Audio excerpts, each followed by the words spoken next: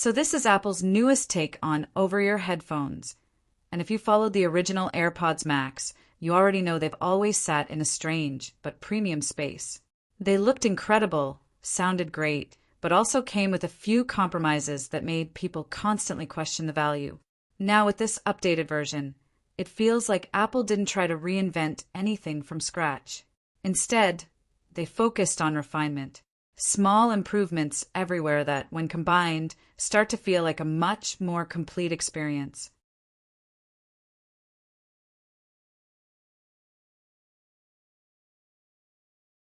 The first thing that still stands out is the design. Apple didn't change the identity here, and honestly, they didn't need to. You still get that aluminum-heavy build, the stainless steel frame, and those iconic ear cups that instantly signal premium product even from a distance. The midnight finish gives it a more modern, low-profile look. It's less flashy, more refined, and honestly feels closer to something designed for everyday use rather than just a luxury showcase piece. In the hand, or more accurately on the head, the experience is familiar but slightly improved. The weight is still there, you can't ignore physics, but the balance feels better distributed. Long sessions feel more manageable now. The mesh canopy still does its job of spreading pressure across the head, and combined with slight tuning adjustments in clamp force, it feels like something you can actually wear for hours without constantly thinking about taking it off. Sound is where Apple has made subtle but important refinements. The tuning still sits in that balanced Apple signature profile, meaning nothing is overly boosted or exaggerated. But this time, the clarity feels a bit more refined. Bass is controlled and tighter, not bloated or trying to compete with bass-heavy consumer headphones. Vocals sit cleanly in the mix, very centered and natural, and the highs are detailed without crossing into harshness. It's not trying to impress you with extremes. It's trying to stay consistent across everything you play.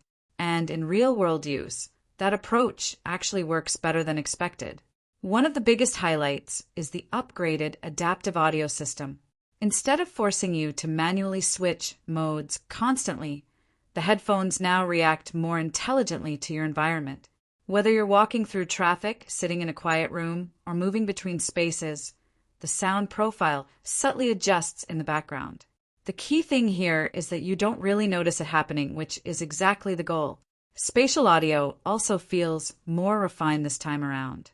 Head tracking is noticeably more stable, especially when watching video content or listening to live recordings.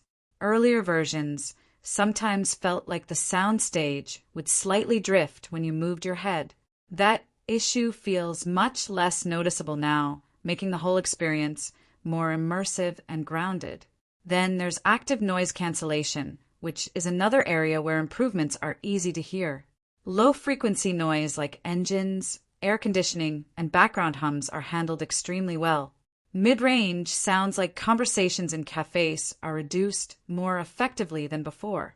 It doesn't completely erase the world around you, but it gets close enough that you feel a strong sense of isolation without that uncomfortable pressure effect some ANC headphones create. Transparency mode continues to be one of the strongest features in the entire category. It feels natural, almost like you're not wearing headphones at all. Voices come through clearly without sounding processed or artificial. It's the kind of feature you only fully appreciate when you switch back to something lower quality and instantly notice the difference. One of the more futuristic additions here is live translation. This pushes the product beyond just audio and into something closer to wearable tech. Real-time translation through the headphones can actually handle simple, structured conversations fairly well. It's not perfect, especially with fast speech, slang, or overlapping voices. But in controlled situations, it works in a way that genuinely feels useful rather than gimmicky. And more importantly, it hints at where this category is heading in the next few years. Battery life remains solid, not dramatically changed, but optimized. You still get all-day usage depending on how heavily you're using noise cancellation and spatial audio features. The efficiency improvements are more about consistency than big jumps, which fits the overall theme of this release. And of course, if you're inside Apple's ecosystem, This is where everything becomes very seamless. Device switching is instant and automatic. You can move from your phone to your laptop to your tablet without manually reconnecting anything. It's one of those things that doesn't sound important on paper, but becomes extremely noticeable once you experience it regularly. At the end of the day, this product isn't about redefining what headphones are. It's about tightening every part of the experience. Better intelligence, smoother transitions, improved comfort, and more consistent sound performance. It's still a premium product with a premium price, and that part of the conversation hasn't changed. But what has changed is how complete it feels as a package. If you're already deep in Apple's ecosystem, this is easily one of the most frictionless audio experiences you can get right now.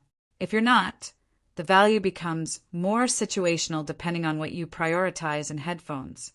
Either way, this is Apple doubling down on refinement rather than revolution.